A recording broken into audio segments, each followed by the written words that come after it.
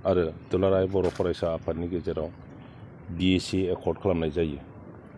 बे BSc एकर्डआ जिहेतु जेबो सांबिधानिक रक्षनाबेक्षन बा सांबिधानिक जायाखै, कनस्टिटिउशनेल सेफगार्ड गैयामोन। बेखायनो जोङो यां जेनेरेशना BSc एकर्डखौ जोबोद दुखु मोननानै थादोंमोन आरो बे समावहाय हथादै रिजेक्ट खालामनायनि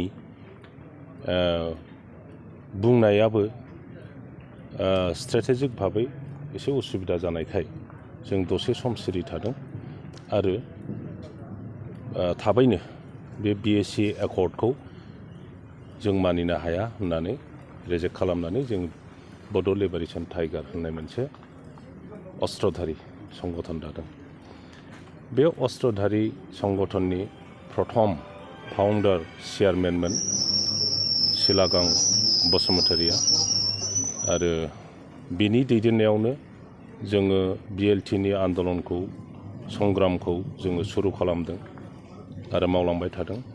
किन्तु दुखुनांथाव जाथाया जाबाय बिथांहा आरोबाव बे समावनो केन्सार जानानै होदों आरो केन्सार बे बेमारखौ लानानैनो बिथाङा जोंखौ दैदेनलांबाय थादों।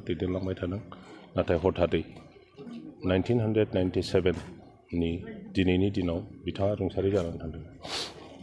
बिथाङा रुंसारि जादोंब्लाबो बिथांनि दैदेननायावनो जि BLTआ संग्राम खालामदों, बे संग्रामनि दारैनो दिनै समग्र बर' हारिनि राव हारिमु थुनलाइ जौगानायनि जि हाबाफारि बियो बिनि दैदेननायाव जोंनि संग्रामाव जानाय BTC जि दाफुंनाय जादों भारत संबिधाननि 6 शेड्युलनि सिङाव, बे समग्रआव बिर चिलागां बसुमतारिहा गिदिरथार आरो बुंस' हायै रावजों फोरमायनो हायै कन्ट्रिबिउसन दं।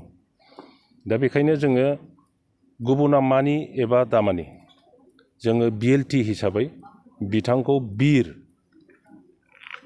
नामाकरन होनानै बिर होननानै जों बिथांखौ सनमान होयो आरो आङो आसा खालायो समग्र बर' हारिया बिथांखौ बिर हिसाबैनो स्वीकृति होनो प्रयजन दं। दिनै गोबां संगठनफ्रा बा व्यक्तिफ्रा गुबुन नोजोरजों नायनो हागौ, जायनि थाखाय बिथांनि थैनायनि सानाव जायफोरखौ आसा खालामदोंमोन बा रायजो राजाया आसा खालामो, बिनि न'खरफ्रा आसा खालामो, दिनैबो गोथाङै दङ, बिसिया फिसाफोर दङ। गोबाङा बेवहाय नुजाफैनायनि खौरां जों मोननो हाया।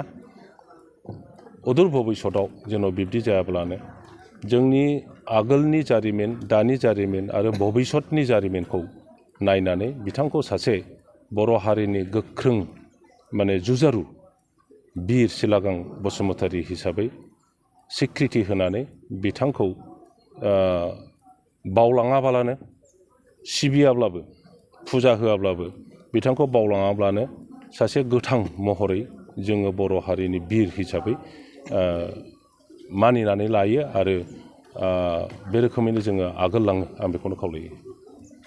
आथिखालनि BTC सरकारा BTCनि मोनफ्रोमबो समाजावहाय बिर चिलागां बसुमतारिनि मुङै मिनिस्ट्रियाम लुफुंनाय हेडक्वार्टाराव जि स्पर्ट्स स्टेडियाम जागोन बेखौ बिर चिलागां बसुमतारिनि नामाव जानांगौ होननानै बेनि स्मृति गालांनो होननानै जोङो BLTनि दैदेनगिरि आरो बै समनि BTC सरकार हाग्रामा महिलारिनि दैदेननायाव जों बेखौ सिद्धान्त लादोंमोन आरो बे हिसाबैनो खालामनो जोङो सेस्था खालामदोंमोन।